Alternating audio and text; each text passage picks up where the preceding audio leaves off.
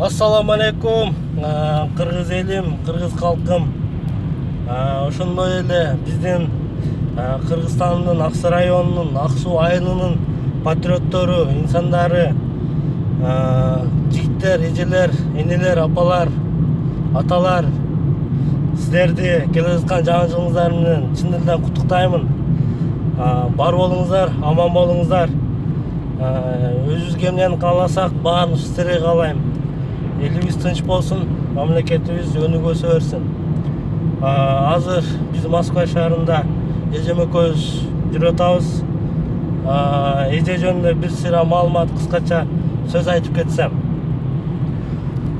Ушундай эже менен таанышып, ушундай эже менен жүргөнүмө мен чын элден сыймыктанамын. Аябай ишкер, аябай бир жерден нерсени ойлоп чыга турган, мага көп жерден мотивация берип, мындай кылалы, тигиндей кылалы деген эжелерден бири.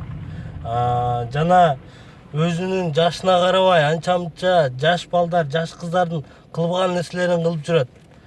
Эжеге кааларым узун өмүр, чын ден соолук, эч качан оорубай, жалаң ушу Кыргызстандын, кыргыз элим үчүн деп соккон жүрөгүңүз дайым соксун өмүр бою. Элде ушундай эже бар эле деп аркаңызда небере чеберелер сүйлөшсүн. Дагы эмне демекчимин? Эжедей патриот эжени мен чын элден сыймыктанам. Бар болгонуна сүйүнөм.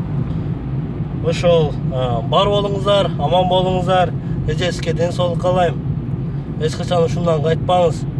Сиздей инсан болуш анча-мынча адамдын колунан келбейт. Мен сизге ийилип тайзым кылам. Рахмат.